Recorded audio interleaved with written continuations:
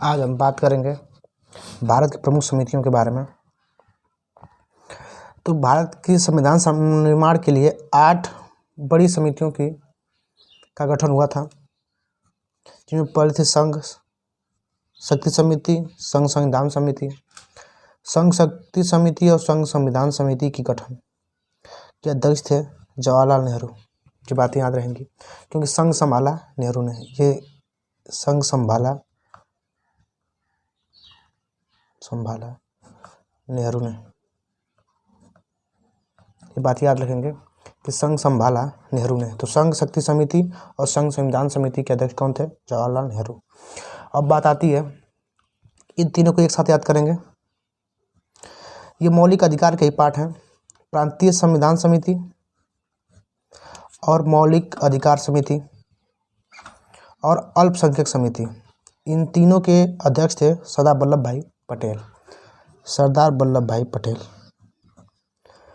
और मौलिक अधिकार उप समिति के अध्यक्ष थे जेपी कृपलानी जी और अल्पसंख्यक उप समिति के अध्यक्ष थे एस.सी. मुखर्जी। ये भी याद रखेंगे। मौलिक अधिकार उप समिति के अध्यक्ष थे जेपी कृपलानी उप समिति, ऐसे याद रखेंगे। अल्पसंख्यक समिति थे एस.सी. मुखर्जी। शेड्यूल कास्ट याद रखेंगे, जैसे याद रखेंगे। अल्पसंख्यक समिति के अध्यक्ष थे एस.सी. मुखर्जी। अल्पसंख्यक समिति, औद्योगिक प्रक्रिया नियम समिति 5वां, इसके अध्यक्ष थे डॉक्टर राजेंद्र प्रसाद। और संचालन समिति के भी अध्यक्ष थे कौन? डॉक्टर राजेंद्र प्रसाद, याद रखेंगे। अब बात करते हैं 7वां प्रारूप समिति की। प्रारूप समिति के अध्यक्ष थे डॉक्टर भीमराव अंबेडकर। और इनके इस समिति में प्रारूप समिति में 7 सदस्य थे।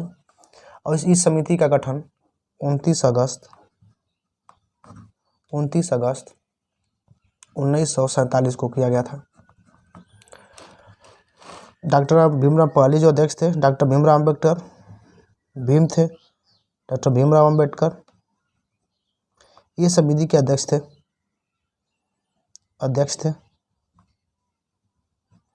प्रारूप समिति के अध्यक्ष थे भीमराव अम्बेडकर।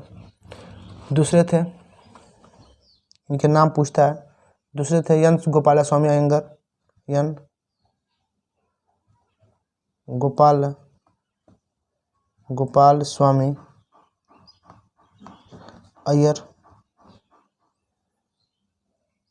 स्वामी अयंगर। और तीसरे थे के एम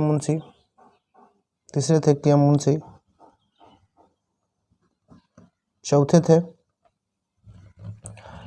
थे कृष्णा स्वामी अय्यर।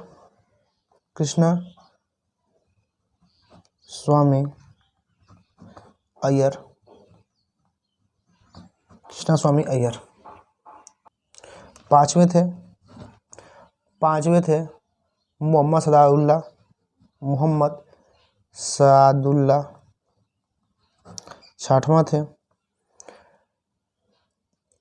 एन माधव राव। ये बीएल मित्र की जगह आए थे।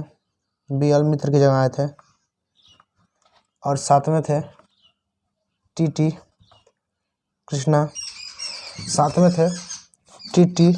कृष्णामाचारी, जो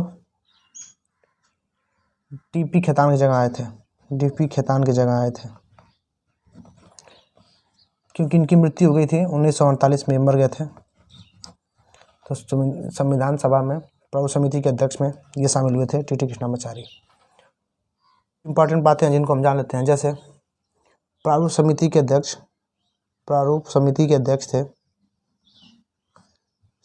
अध्यक्ष थे भीमराव अम्बेडकर, डॉक्टर भीमराव अम्बेडकर जी, याद रखेंगे सिर्फ।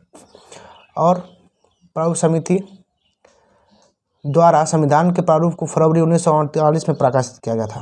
प्रारूप समिति को फरवरी 1948 में प्रकाशित किया गया था।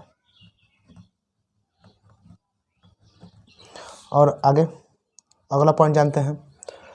और डॉक्टर भीमराव अम्बेडकर संविधान सभा का अंतिम प्रारूप जो था वो 4 नवंबर 1948 को प्रस्तुत किया गया था।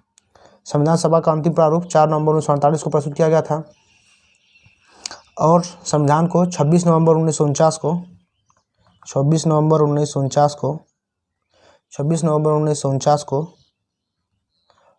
को पारित घोषित कर दिया गया।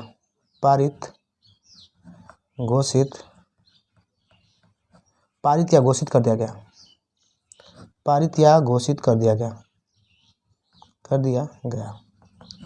संविधान को 26 नवंबर 1949 को पारित या घोषित कर दिया गया और इसीलिए हम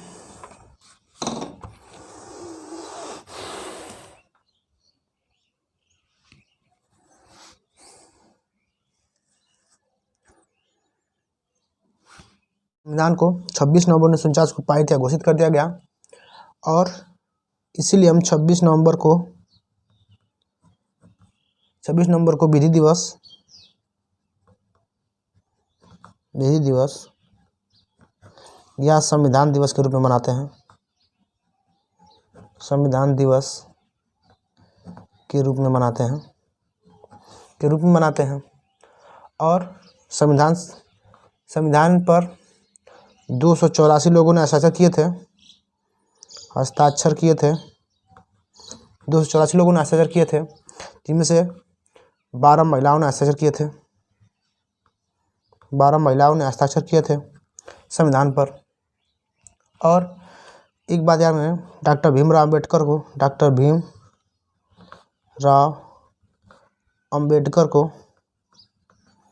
अम्बेडकर को संविधान का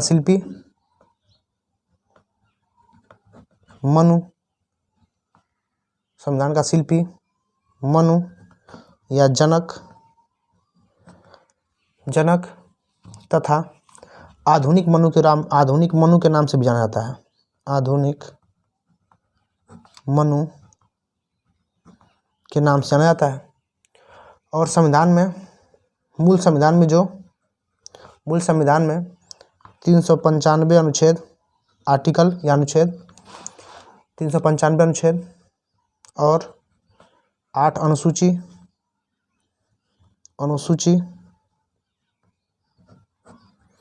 और 22 भाग थे,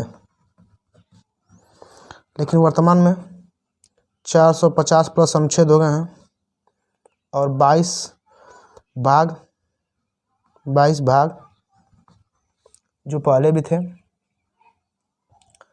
22 भाग पहले थे, अब 22 भाग की जगह 25 भाग हो गए हैं और 12 अनुसूचियाँ हो गई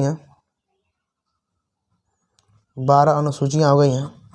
लेकिन हमारे मूल संविधान में जो अभी भी 395 अनुच्छेद ही हैं, क्योंकि जो ये 450 प्लस आर्टिकल हो गए हैं, इसी में 495 अनुच्छेद में ही A, B, C आदि करके जोड़े गए। ये बातें भी याद रहेंगी।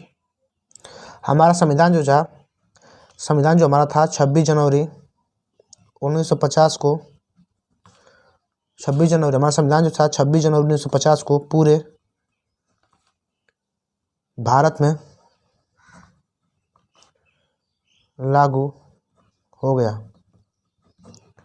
ये भी बातें याद रखेंगे। इसी दिन हम अपना गणतंत्र दिवस मनाते हैं। 26 जनवरी को ही हम गणतंत्र दिवस के रूप में मनाते हैं। गणतंत्र यानी लोगों का तंत्र, गणतंत्र के दिवस के रूप में मनाते हैं। धन्यवाद।